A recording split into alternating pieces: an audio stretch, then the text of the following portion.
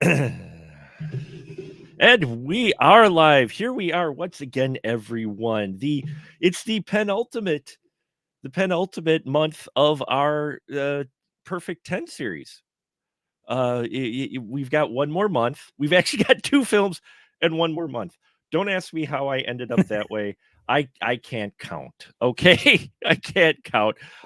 Maybe we'll just flip a coin for what is the one for December, or we'll do them both. I don't know. The challenge, Mark, is to find a theme that connects both movies, and then That you that just have to could program two. Yeah. that could connect both movies. Yeah, finding a theme that'll connect both movies, which actually wouldn't be that hard considering it's Oculus and Carrie. So those are the last two films that we have. Uh, to that we didn't end up. We were spinning the wheel of random, and those two did not come up. And those are the last two. The Carrie remake, that is. Right. Okay. So. The theme is they're all going to look at you. We could do that. We could do something with mirrors, with staring, well, look, I'll figure something out, but there won't be any wheel of random tonight because we only have those two films. So maybe I'll just do the flip of the coin, maybe, or we'll do both of them. I don't know. This is how I plan things. See, this is how professional I am. This is how I plan things. Regardless of that, thank you all for joining us once again. My listeners out there from all different countries and that they're doing the whole summary thing now on Spotify. So you get your year in review type of summary thing and you get to see. So they're compiling data and I'm looking forward to seeing that. But I've looked at some of the analytics and we have some folks that are in various countries that listen to our show. Surprisingly, Awesome. that's awesome. So not a lot of people, but small but mighty is our theme here. And tonight, though, this month, our theme was Killing It Month because we surrounded it around this film, the Perfect 10 film, 2013's Machete Kills. Robert Rodriguez's Machete Kills. And with me tonight, you heard his dulcet tones already, the man who keeps coming back for more. He warned me about his feelings on this film, so it could be a very interesting conversation tonight. It is none other than the one, the only man, myth, the legend himself, Mr. Ian Simmons. Hello, Ian. Hello. How you doing? I'm doing good. I'm doing good. Looking forward to this conversation because I literally finished rewatching Machete Kills today because I actually last night after we did the Patreon, which folks check it out. We did an episode on Thanksgiving. You're gonna want to check that out, which was based off of a faux trailer. I watched the other movie based off of the faux trailer, Machete, before I watched Machete Kills, which is a sequel to a film that was based off of a faux trailer from the Grindhouse double feature, just like Thanksgiving was. Well, they didn't wait 17 years to make Machete. They waited 3 years, and 3 years after that comes Machete Kills. So thank you for venturing down the stairs, pulling up your chair as we pop our favorite drink and talk movie spoilers. So a nice kicking the seat mug there. Thank you. It was a gift from my father-in-law. Oh, very, very cool. Yeah. Very cool. So tonight, yes, it is that sequel, a sequel that people, while it was teased, you never know with these films, especially back in the day, whether or not it was going to be teased if you were actually going to get that film or not, because, they were playing to that grindhouse approach to the films. But we do get a sequel to Machete Kills. And Ian, what's the synopsis for Machete Kills? Well, Machete is back.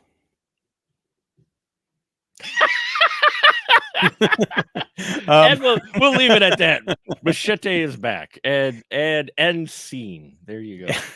He's everybody's favorite badass knife wielding federale who, when the movie opens, he and Jessica Alba are doing like the secret agent thing. I honestly don't remember what the hell they were doing out in the desert, but it was like weapons it was National weapons Guard being or something. Yeah, the National Guard were selling weapons to the cartel, and so they were out there. They were going to bust the National Guard before the cartel got to them. But then the cartel shows up, and the Jessica Alba's character gets shot in the head, and Machete is on the ground mourning her, and then all of a sudden, a mysterious luchador guy in a suit shows up and almost kills Machete, but then he leaves. And but the main plot of the movie, because this story becomes important later on in the film, but the thrust of the movie is Machete must he's recruited by the president of the United States, played by Carlos Estevez, Carlos aka, Estevez. aka Charlie Sheen. That was his birth name. That was great. He wants to get this guy who's like a charismatic leader in Mexico who's gone off his rocker. He's turned his back on the cartels, and everybody's mad at him. And he's got this Tony Stark like looking device that's on his chest that's related to a super weapon. Honestly, I forgot most of the details of this movie, which is unfortunate because I just watched it yesterday. But then again, my memory is Swiss cheese because, point of order, I went back and I read my written review of this movie from 2013 to see how I felt then and how I feel now. I had completely forgotten the context in which I saw Machete Kills. Ooh. Robert Rodriguez and Alexa Vega showed up for a post-screening Q&A that I sat through. No and shit. I forgot about it until I was reading. I was like, wow, that sounds cool. And that really happened. Man, I wish I could remember that. Yeah, but I opened it by saying, I hesitate to call Machete Kills the worst film of the year, but it tops my most depressing list for sure. I watched it again yesterday, as I mentioned. I still don't like it. I think it's got a lot of problems, and it doesn't live up to the Grindhouse trailer promise. But it's all right.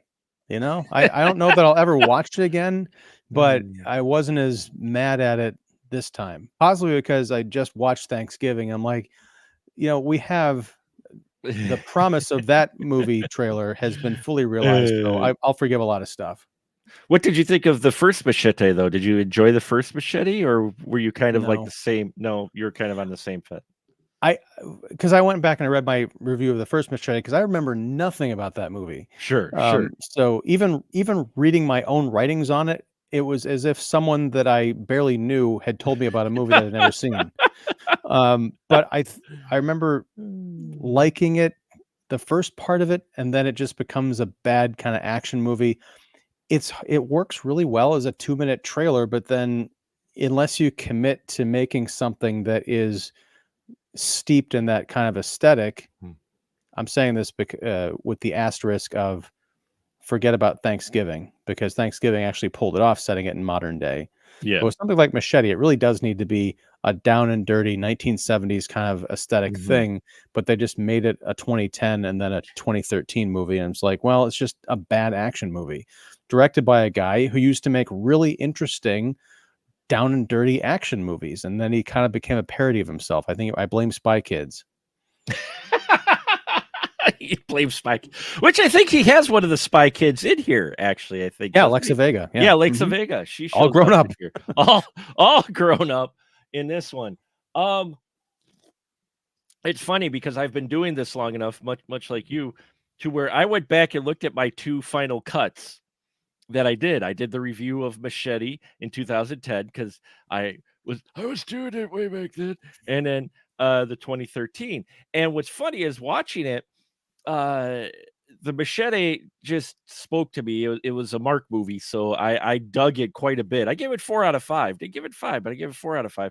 And then I gave this one 3.5 out of 5. And in all honesty, maybe it's because I'm old. I don't know. But watching them back to back, I actually enjoyed Machete Kills now a little more than the first film. It's a bonkers movie. I think the problem is that Machete takes a backseat in his own film. He's filled in the sequel. There are so many side characters, and they're all strange and weird. And it's almost like this movie is what you see in like comic book movies sometimes. Well, they'll introduce like 7 new characters because there's going to be 7 movies featuring these characters later on. And this is just the excuse to get them on screen together. But that said, we've got the chameleon character played by Walt Goggins, then Cuba Gooding Jr., then Lady Gaga. All, pretty great stuff. But I don't know. There's way too much going on here. And I don't know. It doesn't. I think my biggest problem, and it's something that I really noticed this time, we open with the fake trailer for Machete Kills again in space. Yes. huge mistake. That should have been a surprise for the end of the movie because they just Right. show it a version of it again at the end of the movie, Right. right? Maybe they put that there because they realized the opening that they did have with this National Guard cartel bust wasn't nearly as over the top and crazy a way to open the movie as they should have had, because the Machete Kills Again in Space trailer is effective because it's so weird and big and gargantuan that when you cut to that desert scene is like, what the hell is this? Could be any generic action movie, you know? Well, see, and I liked that they put it at the beginning of the film, and then you're like, "Oh, okay, we're getting that. How do we get from where we're at to there?" And I liked that journey. For me, I didn't think they needed to reiterate it again at the end, though. I think that was, and the thing is, I was trying to remember the film in the theater, and I'm trying to remember if they actually did put that in the beginning or They not. did. Did they? Okay. Yeah. I couldn't remember offhand if they actually did put that in the beginning or not. Uh, I liked that they put that there and you get the setup to see how it comes, and it makes for a really fun third act for me to see how all the pieces fall into place and how this plot grows with Vox, and how you can see where they're going of how they're going to get to space. I didn't necessarily see the trailer again at the end, basically. But I liked seeing to where it was going. I Well, liked it kind of came, around, and I liked Well, I that. think I think that the problem is, I mean, for me, is that I didn't draw any connection between Machete Kills Again in Space and Machete Kills. Mm, right. Aside from the title, for me, I'm like, oh, this is just a random cutesy trailer. But Sure. then they try and work it into like, oh, they're actually going to space. And so by the time I get to the end of it, I'm like, it's like telling the punchline before the setup of a joke, right? I think True. if they wanted to do Yeah. something special, what they should Mhm. have had was the trailer just be Machete in space, and Right. then you open Machete Kills with him getting back from space or something and commenting like, "Wasn't Mhm. that a weird adventure?" So there's like a whole other Oh, movie that we yeah. weren't privy to, like it was so Sure. bad that it was unreleased, Yeah. right? Yeah. Yeah. Yeah, I could see that. That would have been a nice angle to take it. But I guess for me, this appeals to the guy in me, and I enjoyed watching it back to back. Though I enjoyed Machete Kills because I think what worked for me a little better this time. Both films are in my wheelhouse. I dig both of them. Okay, I still stand by my 4 stubs for the first one. I would actually rate this one higher, Yeah. probably even with the first one at 4 stubs now versus 3.5 of what I gave it before. And like I said, maybe it's because I've watched so much in between. But as far as the story goes, this has a far more solid premise, I think, than the first film. It doesn't feel, because the first film had to include those scenes. It's kind of like what they ran into Thanksgiving, but the way Eli Roth does it is more natural in Thanksgiving than it was in the first Machete film, to where it feels like, okay, you're just waiting for when's this going to get to this scene because you had that in the trailer, and they were kind of held to that. So Yeah. if they hadn't shown the scenes in the trail that they had in the trailer, in Machete, they would have really had, people going, well, what the hell? Thanksgiving, 16 years later, people are a little more forgiving if you don't have all the scenes exactly like you did in the trailer, though most of them are there, as we discussed. But I think this one, following up three years, just 3 years after Grindhouse, I think that kind of stunted it a bit for where they could have gone with it, with that first film. And so this one, they have a bit more freedom. It has a bit more of the spy film with the extra grindhouse angle to it, or the kind of almost like a James Bond, a Mexican James Bond of sorts. Um, and I guess the big appeal to me is I love seeing Danny Trejo get a lot of screen time, because most of the roles that he had been in for a lot of it, he was a minor character. He was kind of, he's supporting character, whatnot. And I think you're right. He could use with more screen time, but he still gets a lot in here. I think for the series, for Yeah. I mean, he, he has that. I'm not going to call him charismatic, but he definitely has that it factor. He is an iconic He's one of the few actors who's iconic just by showing up. Yeah, Um, he is. but it's by the time we get to Mel Mhm. Gibson playing Vaz, who's the it's strange watching the movie now in 2023 because Right? I'm like, he's sort of almost an Elon Musk type character. Mhm. And then they make a reference to the SpaceX rocket, and then Elon Musk shows up in a cameo at the end of the movie. I'm like, this is meta, almost like psychic meta, like projecting forward from 2013. It's great, but I feel like this movie is getting further and further away from what it was supposed to be. Right, yeah. Because if this is a true grindhouse fashion, I have no problem with doing a grindhouse 19 like science fiction kind of Sure, aesthetic, but yeah. I want to see like cheap costumes, cheap Mhm. bad special effects, bad Right. rocketry and all this other stuff, but it all looks really good and state of the art for 2013. So at that point I'm just like, well, it's just coming off as a bad movie, not a fun bad movie, just Mm. a generic bad movie that you might have, mistakenly rented from the video store in 1992.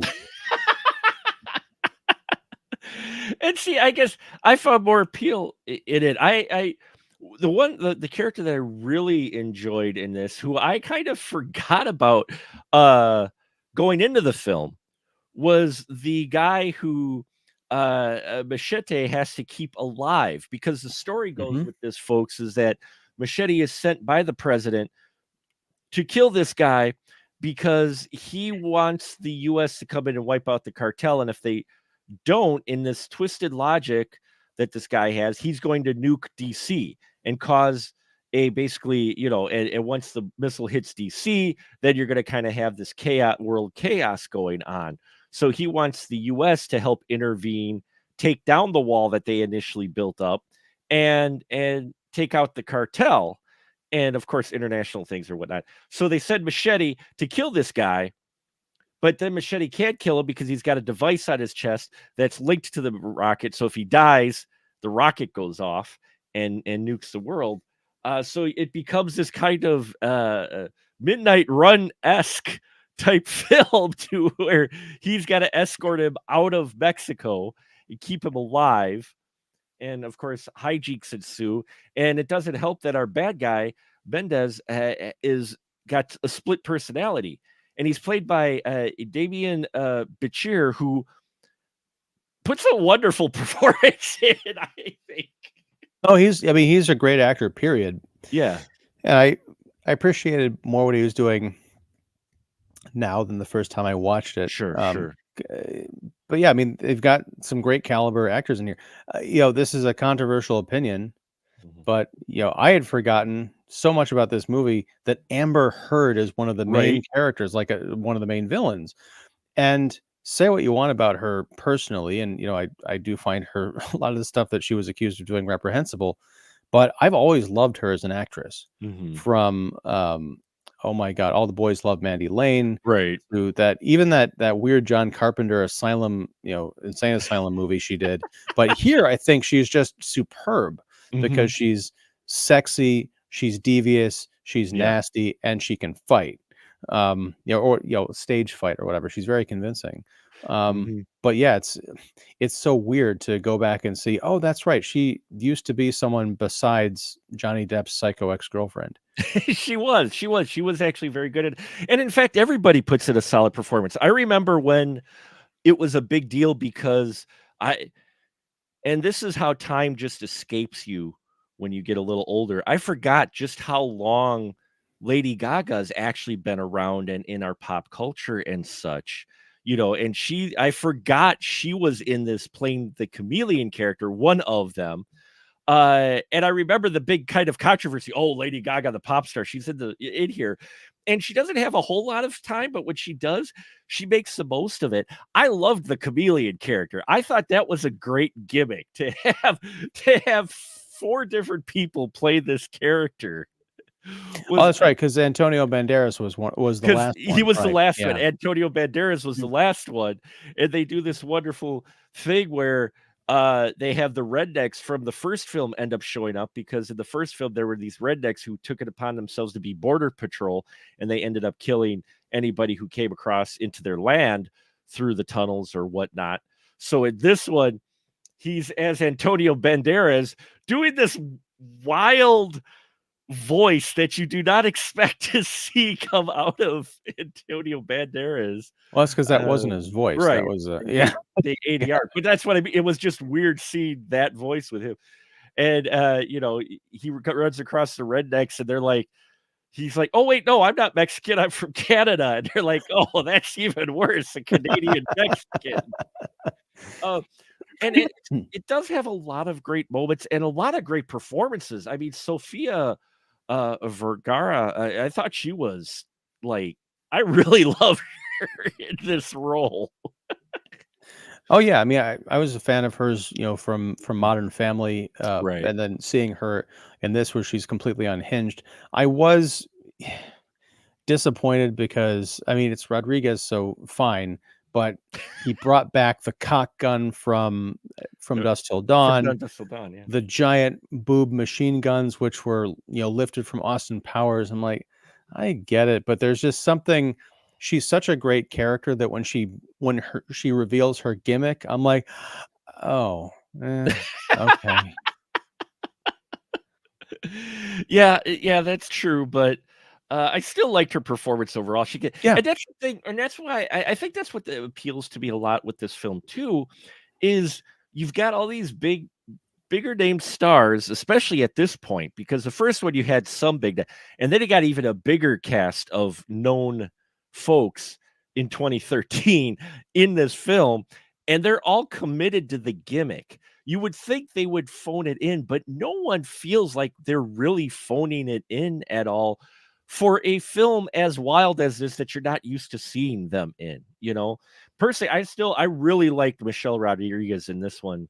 hmm Um, as well, and that's the thing, there aren't bad performances at all, but I could get where it didn't quite appeal to you, Ian, because while the story is better than the first one, it is still a bit wafer thin, and there's a lot of moments in here that I think they were lost opportunities, where they took a bit easier route with things. It didn't get to Top Secret parody. Well, I mean, I almost I But think it should have. I think it should have been a Top sure. Secret style Mhm. parody because it walks that line where it's not serious. When I say Right. serious, I don't mean like grim and gritty, but like it's not a traditional kind of an action movie and it's Right. not a parody. It's kind of both at the same time, but it doesn't commit to either one. So it's just kind of watered down. Um, but yeah, dude, I don't know if you caught it. I'm Mm. sure you did. But in the climactic fight between Michelle Rodriguez and Amber Heard, Michelle Rodriguez says something like, "When I dress to kill." I'm like, what movie did we talk about earlier this month? Yes, yeah, I caught that. I got that quite a bit. And yeah, well, what's funny is there's a clip at the end during the credits because Yeah. there's a fight between Rodriguez and Amber Heard. This kind of wonderful fight between these two ladies, and they don't reveal it in the trailer either. But Michelle Rodriguez's character, she that is what a lot of Luz is her name, but she's also known as she. But in the first movie, she lost her eye. And so that's why she's got the eye patch now and looking badass. But Michelle Rodriguez has always looked badass. But she's looking badass here with the eye patch. Well, then they do the gimmick to where she loses her other eye thanks to Amber Heard. And they have this wonderful, wonderful fight to where, she's blind, but she's still kind of defending herself. And just as Amber Heard is going to take advantage of this and do the kill shot, Michelle Rodriguez slides on her knees and punches Amber Heard directly between the legs. hmm And Amber Heard folds over. It's great. It's actually what a great moment in this movie. The way she quote unquote sells it. Well, the reason she sells it, if I following the cut that they used, she wasn't expecting Michelle Rodriguez to punch her in between the legs. Well, to be more precise about it, I mean, she laughs it off, which was Well, yeah, another. It's like I like you're talking about split personalities. I like Yep. a version of Amber Heard because she's laughing it off, and she actually says, "You can't surprise pussy punch someone." And you hear the crowd laugh, you hear the crew laugh, but at the same time, they sell it well, and I'm imagining that's the cut that they used in the film. Oh yeah, I mean it's just like Tom Cruise broke his ankle doing some Mission Impossible stunt, and that's the Yeah, one that's the take that they that's the use. take that they use. So, and yeah, Amber Heard in here, she looks a bit different in here too, and maybe this is before things took a turn south for her or whatnot in the personal life later on. But as far as on screen goes, yeah, her character is a wonderful character. It is interesting because you have all of these actresses in here, and where they could just be there to be there, they actually show up a couple of times and actually serve a bit in the plot. They aren't just there to show up. I mean, you know, uh, uh, Sophia's character is head of this brothel, but all these the women that are in her brothel are also badass and carry guns, and there's a shootout with them. Well, I mean, this is one of the things that I did appreciate. I think a lot of the way we watch movies is the times in which we watch them. Right? Yeah. I was stunned at how fucking sexy every woman in this movie was, and how Robert Rodriguez he dialed the male gaze up to 12, but he did it in such a way that you get the feeling that all the women were on board. Like, yes, show everybody how great I look, how badass I am, and you all want to sleep with everyone in this cast. And I'll extend that to be the female gaze, because I imagine like anybody would want to sleep with. I know that sounds crude, but considering where we're at today, where everyone's got to be completely covered up and like dressed down, and like, don't you dare find me attractive. I didn't get into Hollywood to be objectified. Well, I mean, it's meant to be a grindhouse film, and so you're going to have that aesthetic. But at least they are being badass and looking good while being badass. Right. That's the thing. It's not just like, oh, they're in the background, or they're just there and then gone. Like we talked about with when we talked about the Pacific Inferno, where we had the supposed leader of the rebels, but she never really felt like leaders of the rebels. We felt like she was specifically there for a reason only. Right. And in here, it has a different, it has a different feel for the characters, the way they're handled. Even the more supporting roles are the ones that don't get a lot of camera action. I mean, even our nurses, the twin nurses, which are in every Rodriguez film, Yeah, they the even, Avalon twins. yeah, Yeah. the Avalanche twins, they take part in the battle at the end. It's not like these characters show up and then they're just gone. You get pretty much everybody at the end who's still alive fighting in the epic final battle of sorts, shootout. And I liked Right. that. I liked how that was handled. I thought that was done actually very well, where it could have really been handled really poorly. Yeah. I mean, this movie does a great. I think it threads that needle perfectly. It's not exploitative you get the feeling that all of the performers, because all the guys in this movie look great too. Yeah. Yeah. Walt Goggins looks amazing for the 3 minutes he's on screen. Mel Gibson is dressed to the nines. Danny Trejo is Danny Trejo. Cuba Gooding Jr. looking good. I mean, Yeah, and also, I mean, I think this might be one of my favorite performances of his, because he's so like loose, and he's a killer, and just everybody gets a chance to shine. I like this movie a lot now because of the performances. I right. think the script is still wafer thin, but it's a great showcase for weirdness, and I really appreciate that. But everybody feels very powerful, very game, and I don't feel like you can make that argument of like, oh, it's sexist, or this is male gazy, in a bad way. It feels like these people put on a show to titillate and excite people through very powerful characters. Well, it's satirical. That's the whole thing. I mean, it's done in such a way to where everybody, is looking good and whatnot, and they're doing that on purpose. in a way, I think, as well. I mean, given the material, I think it's like, yeah, we're gonna play it way up.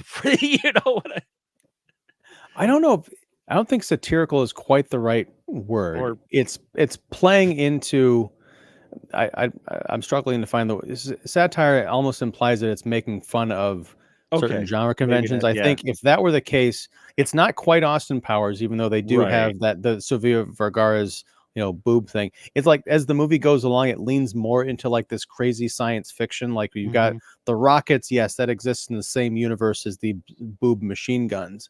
But I think if it was really satirical, then Jessica Alba's character, when she showed up in the beginning, she would have like been in a bikini, like I'm a Yeah, federal agent, yeah, that's true. Yeah, no, yeah, that's true.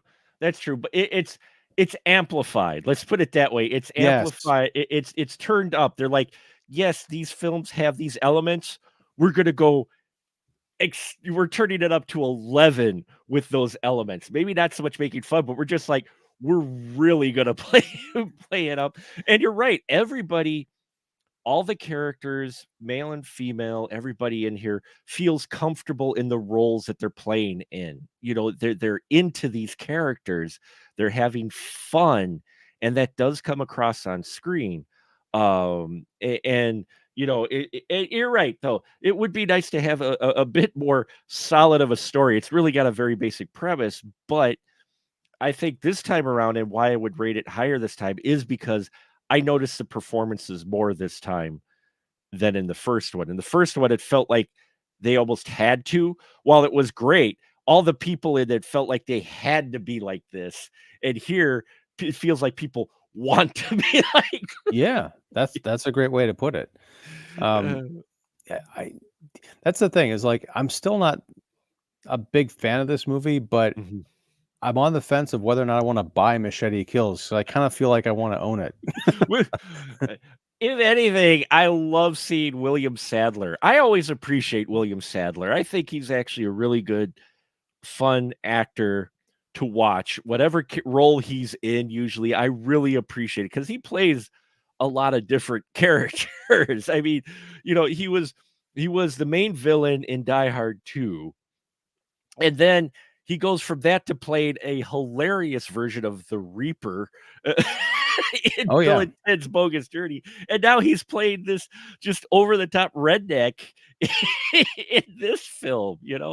Uh, don't like him. I love William Uh, Sadler as an actor. uh-huh. He was in the pilot for Tales from the Crypt, the HBO show. Oh, He was yeah, in one yeah, of those yeah, three. yeah, I think it yeah. was The Man Who Was Death. He was Yep, great yep. in that. My issue, I think, here Mhm. is that he is playing a cartoon character. There's nothing more to his character than he's the redneck Arizona sheriff. Well, he's Like just about everybody else mhm. gets they play a character that is even an archetype, but there's an extra dimension to them. There's Sure, some sure. like room for Mhm. performance. Here he's just the racist Redneck, jerk. And yeah. I was like, yeah, get him off screen. I like William Sadler, but I don't want to see him play something this easy. Sure, sure. No, yeah, I mean, he's still having fun with it, but yeah, it's great too because they play up the angle of how Machete can't die. He sells it well, even if he is playing a caricature.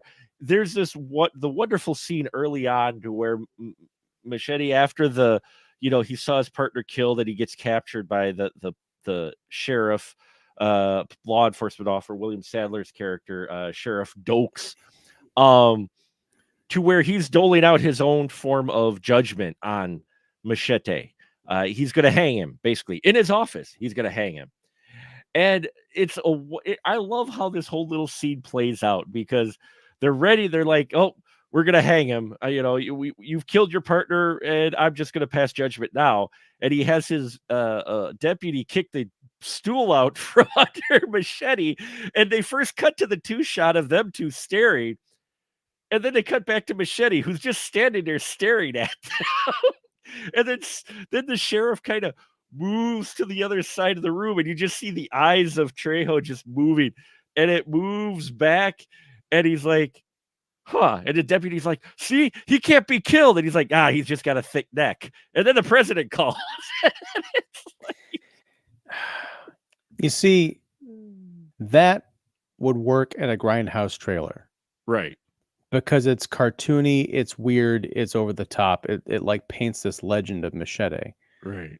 But this is what I was getting to earlier. The movie is much more of a dumb action movie and not so Mm-hmm. much a send up. That I'm watching that, I'm like, yeah, he can't be killed and whatever. I don't know. It's hard to put my finger on it, but it was almost like too cartoony a bit too. It's almost like if at the climax of Die Hard, when everybody's like, shooting at Bruce Willis, if he all of a sudden turned around and started spitting bullets back at the bad guys like machine gun style, like Jim Carrey in The Mask, it's that moment. It doesn't belong there. And I don't think this belongs in that movie Mm-hmm. because the rest of it doesn't really match up with that.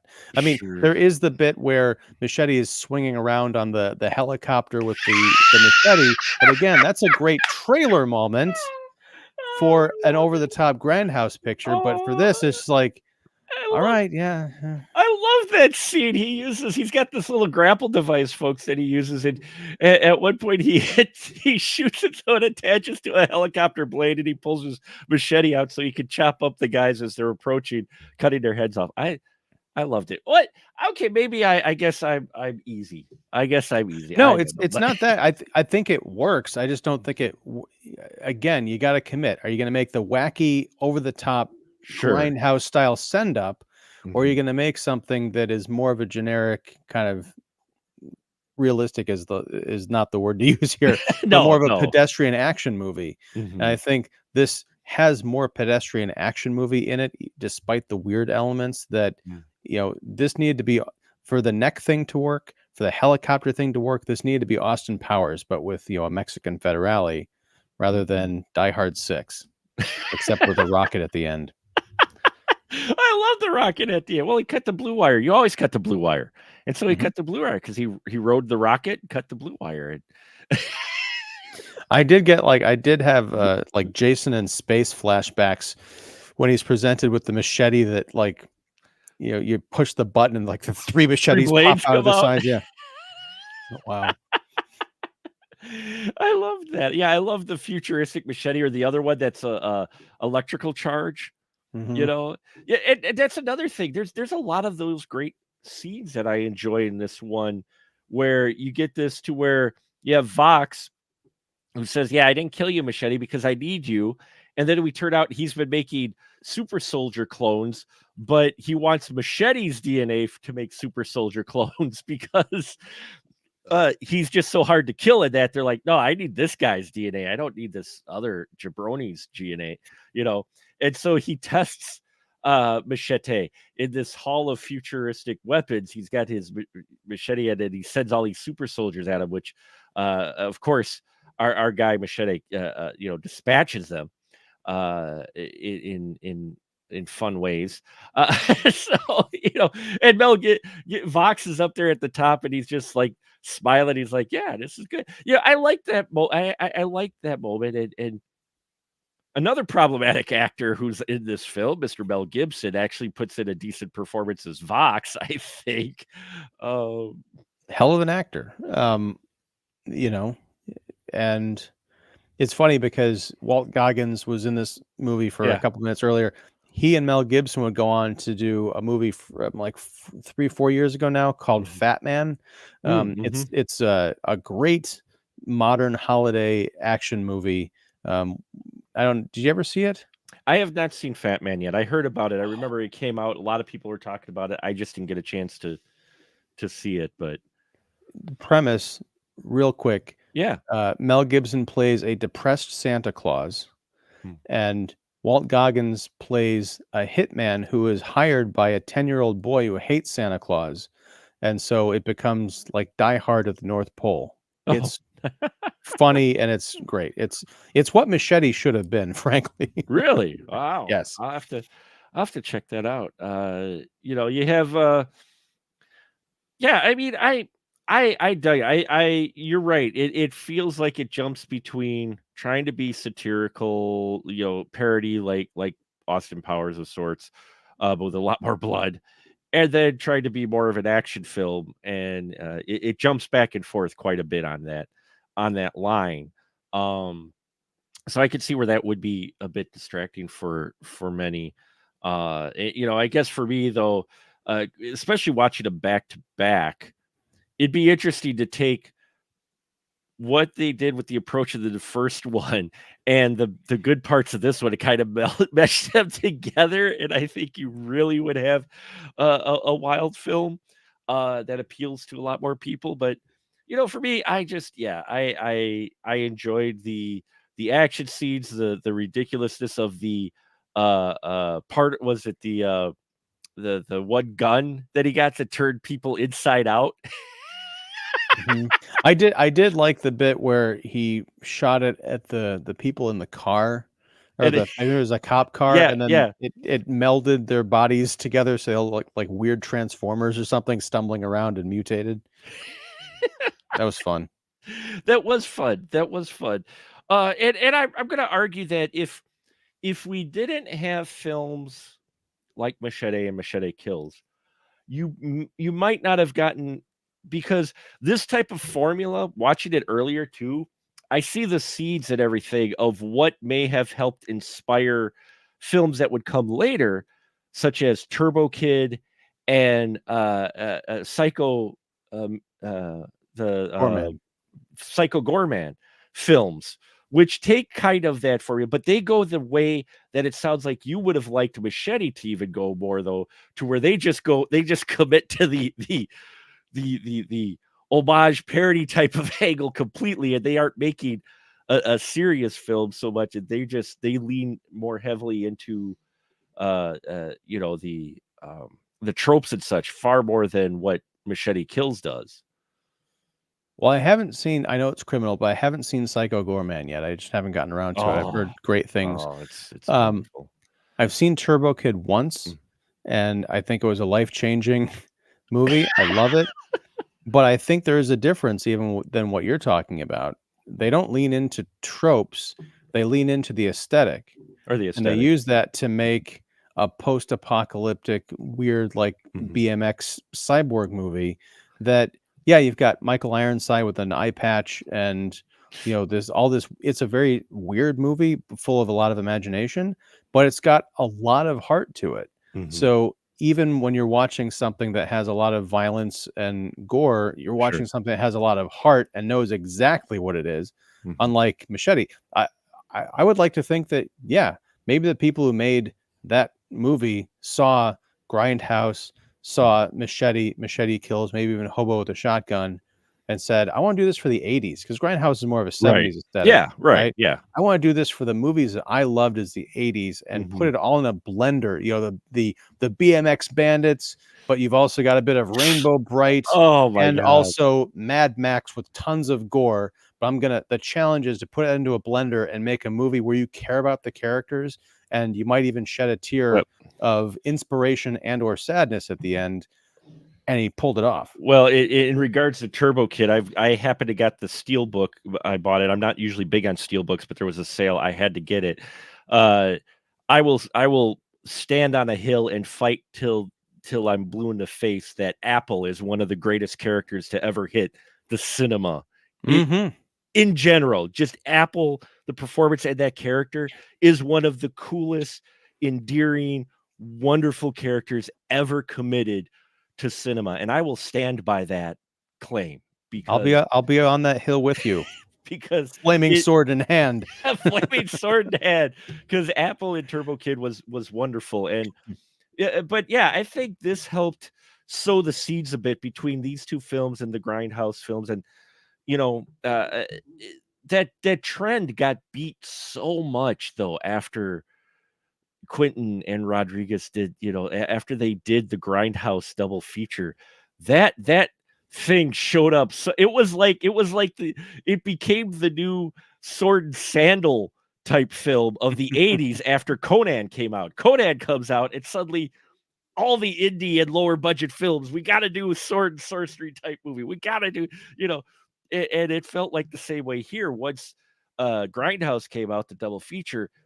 you saw it not just in the wide release with like Machete Kills and Machete, but in the indie scenes, like you said, Hobo with a Shotgun. You had, Hell Ride. You had all of these other ones coming out with that aesthetic. They're like, oh, let's jump on this. But the problem was, so many people did it. It kind of beat it into the crowd to where you're like, here we go again. Well, it's also strange because Grindhouse was a notorious flop. Yeah, I right. think it came out, like, on Good Friday, so it was, like, Yeah, the big Easter weekend release, it and people were like, was. "What the Yeah, hell?" it was. Um, but maybe all these movies thought that the Rodriguez-Tarantino duo would be unstoppable, so they, like, these movies went into production before they realized, "Oh, Right. the thing we're putting all our eggs in the basket, the basket's broken, the eggs are shattered." Um, I mean, not that I think there's anything wrong with it, 'cause I think it's that aesthetic generally is cool. It's just, Mhm. what you do with it that counts, I guess. Right, it's what you do with it, and what Machete Kills and Machete did with it, um, you know, it's one of those many films that you see where you're like, "I'm actually watching this in a big theater," you know? In all honesty, I'm wondering if, like, Machete Kills or whatnot would have dumped to streaming if it was, like, made today, maybe, or just limited release, one of those 2 weeks you're like, "Boop, okay, streaming." No, Paramount Plus. Yeah, I mean, I feel like almost like it would be kinda like Kevin Smith has done with his movies, does like a road show to like big Right, yeah. cities, kinda takes around, gets Mhm. maybe some of the stars. You can have like your VIP experience where you can like meet them. I feel like Rodriguez could have done something like that. Maybe he would have in this Right. environment we're in right now. But yeah, I don't see this coming out today. And Mhm. I don't even know if how well it did in the theater when it was released, the sequel. I I'm not sure how it did either. Let's check the numbers if we can. Uh, let's check the Machete Kills box office because we have the internet at our. So, yeah, that's why they didn't. That's why they didn't make a Machete Kills again in space. Uh-oh. Budget of 20 million. Had a Okay. budget of 20 million. That probably mostly went to the stars. Made 17.5 million in 2013. Now, the reason you might think, well, why did they make Machete Kills then? That is because Machete made 45 million and it had a budget of like 20 million or 10 point, it depends on who you ask. It's one of those between 10 and a half and 20 million, and it made double its money back. So that equals a sequel back in the day that, and I could say back in the day because we're talking 10, 15 years now, and in movie years, that's like twice as long. It's like so much has happened between now and then. But, if a movie made back its money, and Machete, the first one was 2010, if it made back double its money, usually that would warrant a sequel if you could come up with something. That was usually kind of the guide back, when I was a kid, for sure, that's the way it was. Yeah, I mean, the calculations get more complicated when you start looking at how much the theaters take Right. as far as their cut, plus, those figures rarely factor in marketing and all that business. But I Right. mean, it's a hefty, it's a good haul if you can make back double your money, and especially considering it's based on a movie that didn't do well, Grindhouse. Um, Right. but I mean, that's the thing is it's also Robert Rodriguez. I don't know what I should know what he's up to lately, but I don't. But earlier this year, I read his book Rebel Without a Crew, which was the Mm. making of El Yes. Mariachi. Yes. And have you ever read that? I have not. I've heard really good things about that book though, and It's I know you don't like take the time to read, and again, that's not a criticism, but I think if you were to pick that book up, it's his diary.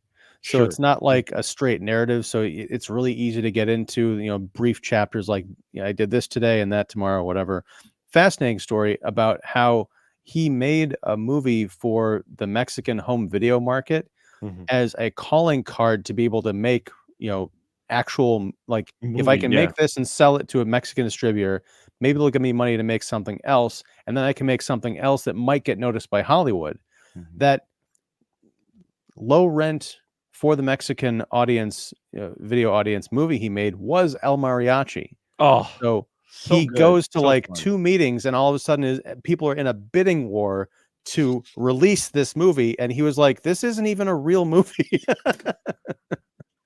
Fascinating stuff. But it's that spirit that I can see. That's why I don't always agree with I always like the movies he makes, but I love the way he makes them because it's that Right. independent. He's got his own studio and sound stages. He's always innovating and trying to stay ahead of the technology and what you can do with film on crazy low budgets. That it's kind of crazy to me that this Machete Kills was made as inexpensively as it was. Yeah, well, especially for the star power. I mean, you look at Right. this film and you look at the cast of this film, it is impressive that they made it for 20 million. It really, even for 20, even in 2013, it's Mhm. impressive they made this film for what it was, which tells you that the people involved in probably why I enjoy this one a lot, because everybody's involved. They wanted to do this film. You know, these actors were not getting their normal pay probably to be in this film. They probably took a bit of a cut just so that they could have fun and maybe play a character they may never get a chance to play again. You know? Right. And I like that spirit. It's what you're saying. I really enjoy the spirit of both Machete films. Um, and again, interesting that I actually enjoyed it. The second one, Kills, more this time around than I did when I first watched it. Because I looked at my review going, wow, first off, wow, look at how young I was. And then second of all, I was like, oh, I didn't care for this one as much as the first one. And I didn't look those up until after I watched Machete Kills. And I'm like, oh, I actually enjoy this more. But as far as Robert Rodriguez goes, you know, you're talking about a book to read. Well, he did actually do a TV series based off of that book. He produced it. So, you know, I might have to look that up. He did. What Rebel was Without a this? Crew. Was this on Yeah. his El Rey network that he Yeah. did years hmm ago? Okay. Because he Wow. tried the El Rey network, which you do get a number of promos in the Machete Kills, because El Rey network was just around at that time. That's I think one of the best things to come out of the El Rey network. I really enjoyed. I gotta still ever watch the second season is the From Dusk Till Dawn series. I actually enjoyed the series. At least the first season. I didn't watch the second season, but that was around the same time. So you get a number of El Rey plugs, because why not? It's his movie. Oh, yeah. You know, and what he's been up to recently, he did another Spy Kids film that came out directly, I think, to Disney or Netflix. Spy Kids Armageddon. That came out. I think it was released, or maybe it wasn't released yet. But yeah, he did Spy Kids Armageddon, to where it's the kids of the characters from the first film who have grown up. Mhm. So yeah, I like the Spy Kids movies. Actually, I actually enjoyed at least the first one or two. I actually got a kick out of. I thought the first one was a lot of fun. It's kind of like James Cameron and Avatar. We talked about this a bit the Yeah, other yeah. day. Like, Robert Rodriguez and James Cameron can do whatever they want. They're both insanely talented filmmakers. Mhm. But when hear that Robert Rodriguez made Spy Kids 4 for Disney Plus, it just makes me sad because I'm like, you Uh, could be out there shooting anything, like making action blockbuster. Let these franchises go. I'm sorry, nobody cares about them. They have zero cultural relevance anymore. Do something new. well, actually, Spy Kids Armageddon, which was for Netflix, came out in September 22nd, was the fifth film. There was a fourth film in there. Spy Kids 4, All the Time in the World, was Oh, that's made. right. Okay. I remember Uh, I remember the title. yeah, you know, the last one I remember watching was Spy Kids 3, in 3D. Ooh, 3D. Because, you know, Yeah. that trend again, just when 3D was coming back up again. But yeah, he made this one. But yeah, he's making, you know, he's making films. He's got a number of them coming up. I think he's doing the Zorro film. Let me pull That that could up be quick. fun. I think he upcoming. Yeah, he's doing, apparently still planning on Machete Kills in space. It's listed as pre-production. Maybe the Thanksgiving, maybe it gave him a shot in the arm. I don't know. There's an untitled We Could Be Heroes sequel, Zorro and 100 years it's called. That's actually done. And 100 years is the content of this film currently secret, but only will be revealed when the title is released in 2115. 21. What? It's called 100 Years. It's got John Malkovich, a hero girl, a bad guy, and it's here. This has got to be written by John Malkovich, Robert Rodriguez. Uh, yeah. Oh, that's why they made the movie and they put it in a time capsule and set to open in 2115.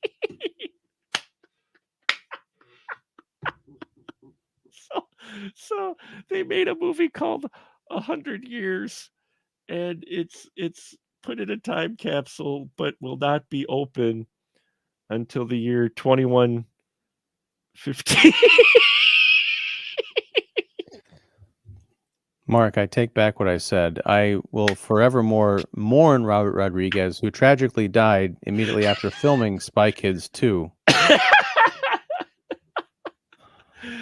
So yeah, apparently, but yeah, he's signed on to be the director of Zorro, which has been in development hell since COVID. I remember they were talking it up before the pandemic, and then it kind of fell by the wayside. Which, there's an eerie trend now, not only of films being pushed back further because of box office of this past year, in fact, but you also have films no longer being released that were highly promoted.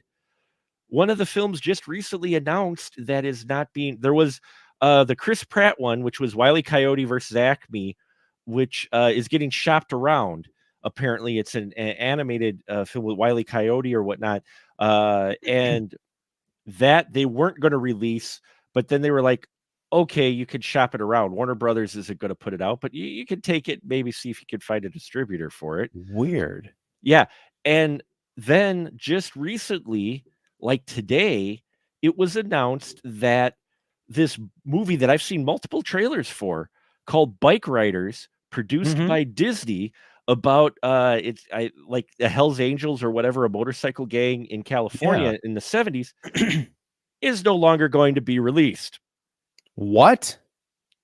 Yeah, Disney Dude, is, because Disney's not releasing it, but they might let them do the thing that Warner Brothers is doing and shop it around. But Disney apparently is choosing not to release the film.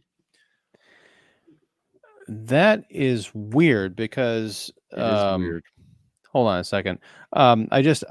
Because at the Chicago International Film Festival, which was like a month or so ago, that was like, I think that was the closing night film or one of them. And Jeff Nichols, the director, like did the red carpet at the Music Box Theater and all this stuff, and is highly anticipated or whatever. But that's a bizarre. Yeah, I just saw it, and yeah, it's Disney removed the film from their release calendar less than 2 months before its release, and now it looks like, according to a report, Disney is no longer set to distribute Bike Riders at all, according to the director. Well, I hate to say it, but it might make sense because, I mean, honestly, and I think especially in the wake of the Marvels, which had an 80% drop in week 2, Yeah, they're looking at everything and saying, if this has no chance of making money, if the audience for this we're projecting isn't going to show up, and if they're not going to show up at the box office, are they going to show up for streaming because it costs money to host there? Then we're just not going to put it out, because all it is doing throwing good money after bad. Because as we just mentioned, you make the movie and then you have to spend hundreds of millions of dollars to promote it, and it's like, why? No one's going to watch this shit. So maybe they'll sell it off to somebody who wants to put it out, at their own expense, and maybe it'll be a big kind of like, oh my gosh, what was that that movie that came out? Oh, It's the one about the child trafficking that was big Oh controversial a yeah, few months yeah, ago. yeah. The big, yeah. I know which one you're talking about. I forgot the With name of Jim it. Okay. Caviezel, I'm Yeah, blanking on the yeah. name, but yeah, that was another. I think that was actually Disney had optioned that film, Hmm. and then they'd made it, and they decided not to do anything with it. So this Angel Studios bought it, put it Yeah. out. It was a monster hit, but that's the gamble you take. Yeah. That's really shocking about that Jeff Nichols picture. Wow. Yeah, that surprises me because it had that's some big names. Tom Hardy was in that one. Austin And Butler, yeah. I was curious about it. I was like, okay, you know what? You kind of have my attention with the cast, and bringing it back around to where I was kind of going with this is Yes, sorry. it's a different no, it's just a different landscape because we also have Thanksgiving, which we talked about as well. Lower budget, didn't get a huge amount of promotion, but it nearly made its budget back on its opening weekend for, nowadays, hey, that's pretty cool. Machete Kills. Why did they make Machete Kills? Well, because Machete made twice its budget back, which wasn't huge numbers, but it was enough money. It showed that there was an audience out there for it. And Machete was based off of one of the 3 fake trailers you saw during Grindhouse, the other one Thanksgiving, and the other one was She-Wolf of the SS, which was going to be Rob Zombie was talking about at one time doing that one, but I don't think he ever did get to it yet. But Yeah, because that would be an impossible movie to release. I mean, if you're calling it where She-Wolf of the SS, I mean, yeah, wow. yeah, But no, but I mean, I think one of the interesting lessons that we might learn, even though the creator, Gareth Edwards' film yeah. came out and was a big flop, I think one of the lessons was that he made that, what is it, 86 million, if it Mhm. was even that much? If it was that much, yeah. It's still a lot of money, but it's not nearly it's a fraction of what these other blockbusters are costing. Right. So I could very much see studios saying, "Look, it's about the story, it's about the cast, the Mhm. premise. We could make a sci-fi epic. We just got to find a hungry, talented director and say, "Here's $20 million. Go." Can you make Right. $100 million looking movie or $250 million looking movie on 20 million with you and your Mhm. friends? You want it, you're hungry, you want to make a name for yourself. There's gonna be teams of people out there saying yes, and we can have another 1970s, renaissance with the next Coppola, the next Yeah. Spielberg, the next Lucas. Mhm. It's possible because as with that time period, the studios are falling apart. Yeah, and I mean, it'll be interesting to see where it goes, and that kind of reflects back to even with Machete and Machete Kills. If you look at these films, they're actually done fairly well for the budget they're on. Yes. You look at Machete Kills, you go, they made that for 20 million based on films we've seen of similar quality today, and they had 80 $100 million budgets, and here they made this film with this cast 10 years ago with what's considered, the catering bill for some movies. Right. Whereas you get the feeling that, Robert Rodriguez probably said, "Hey, Sofia Vergara, come out to my ranch. We'll do some, a If couple of what days of yeah. shooting, and my wife will make you an amazing dinner." No frills hotel. You're not going to get a trailer. You can stay in my guest bedroom, but, we're going to do this and it'll be fun. And so well, I appreciate that you enjoyed the film more this time than previous, that you still didn't like it. Sorry, you did still quite care for it, Ian, but Mark, I'm going to buy it. This yeah. conversation has turned me around. I'm going to seek it out and buy it on physical media. I think it's one because I've watched Machete Kills a number of times, and I've watched Machete a number of times. And if we're gonna set the Wayback Machine, I have my Blu-ray of Machete that I bought and digital copy. Now, folks, this is 2010. So you know what they mean by digital copy? They mean digital copy Put to it, where put you this get the disc in your disc. computer. You get the disc where you put this in your computer and you get a registration number. And when you put it in your computer, you put the registration number in, and then you can choose iTunes or Microsoft Media Player format, and it will download the digital copy for you to watch at your convenience on your computer. And it's got Blu-ray Live, so the extras you could act if your Blu-ray player is connected to the internet, you could actually get extra stuff only through the network by owning this. That used to be digital, folks. That's when they said digital. And there's even instructions. There's like a little tutorial at the beginning of this disc that goes, hey, you get a digital copy of this film. Here's what you do. And they show people all happy sticking the disc in, and now they can play it whenever they want. It's like, what I love about that is I'm sitting going, you can play it whatever you want. I've got a Blu-ray player in my computer, and I use the disc to put the copy of the film on the laptop, but I have the disc I could put into the laptop and play it. But Mark, you're living in the future. That's I know. the luxury you I'm have. thinking backwards, right? So there you have it, folks. Machete Kills. I think there's a lot of fun to be have. I enjoyed it more this time. I appreciate it a lot more. I think from when it first came out, because we've had so much more of films like this come out, that it's fun to kind of look back at an earlier film, this type of extreme. I say extreme genre, extreme, I should say, not an extreme genre, but a genre extreme film, to where it's taking that genre and it's like amping it up, everything about that type of genre that the film is supposed to be. And yeah, I like it, and I'm a Danny Trejo stan, so I'll watch any. I've got movies to where he literally shows up for like 3 minutes in the movie, and I've bought the movie because he's in it for like 3 minutes. He's literally on the cover of the DVD or Blu-ray, and he's there for less than like 10 minutes total. I wonder if in the indie scene, if he's in a lot of like 3-minute cameos, if he's known as Danny Trejo. Oh, nice.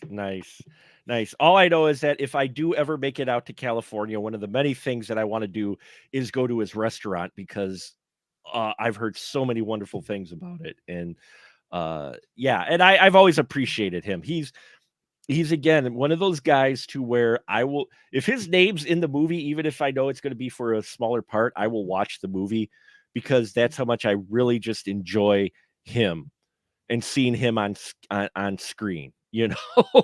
He's just one of those actors for me. So thank you so much for listening, folks. Yes, this is a Perfect 10 film a special, but next month is our last month, and so we've got Oculus and the Carrie remake.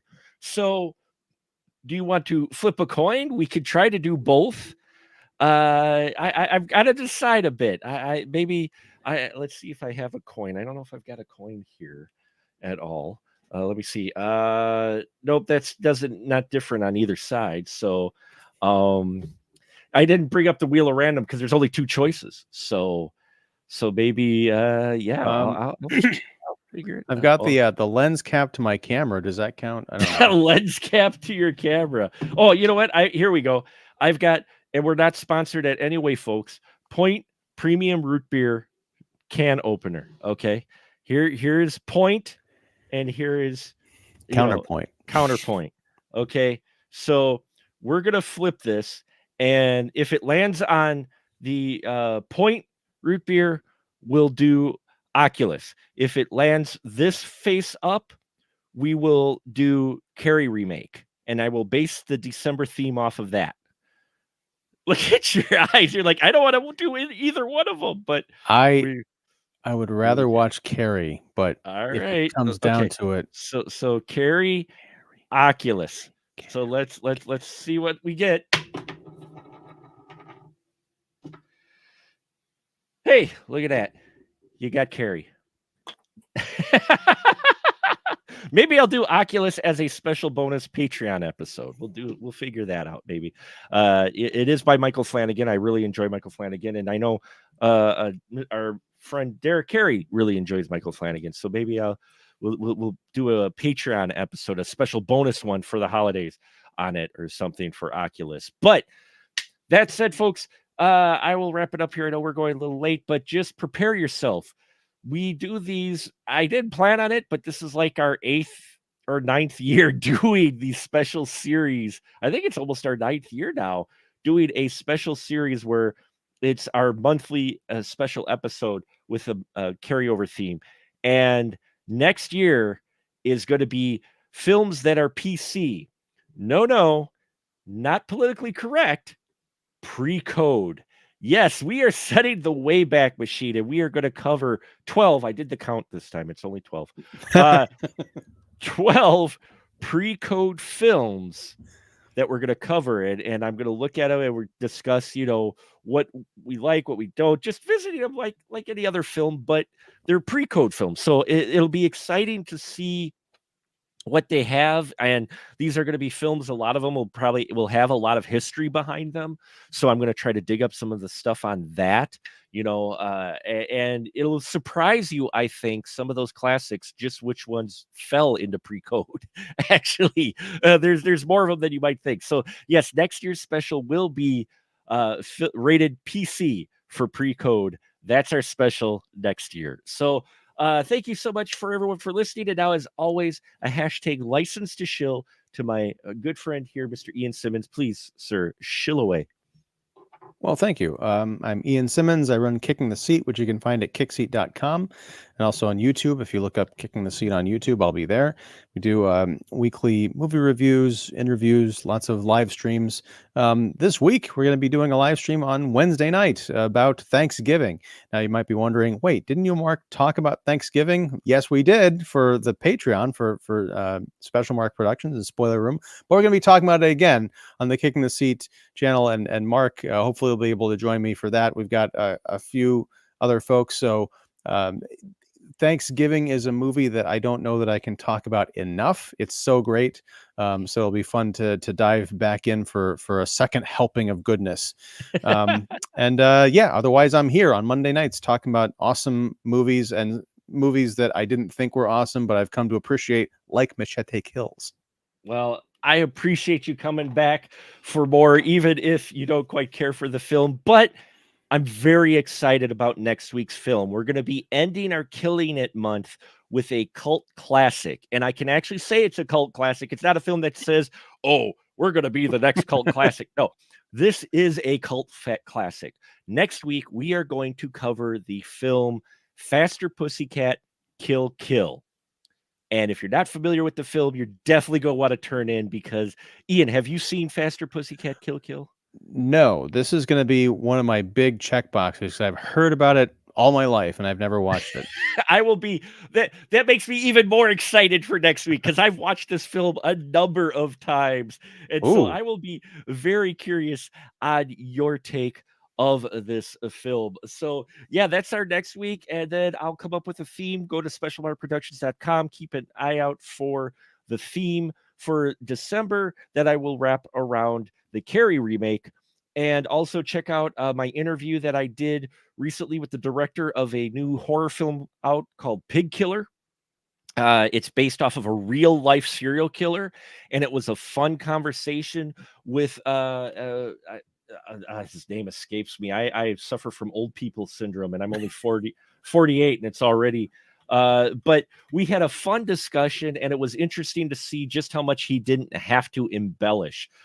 Pig Killer, it should be out now as of this recording. Chad Farron, he wrote and directed this. It's based off a real life serial killer in Canada that was discovered. Yes, Canada actually has some mean people as well. And it was a fun conversation because we talked about doing a slasher film based off of a real life serial killer, but how much he didn't have to embellish. He just put in the film because it was in real life was wild to find out, because I was like, wait, what? That was real. So check that interview out. Check out all our stuff at Special Mark Productions if you're so inclined after you check out Kicking the Seat. And yeah, looking forward to next week for Faster Pussycat Kill Kill. And thank you so much. And now until next time, we'll just say good night, everyone. Good night. Good night.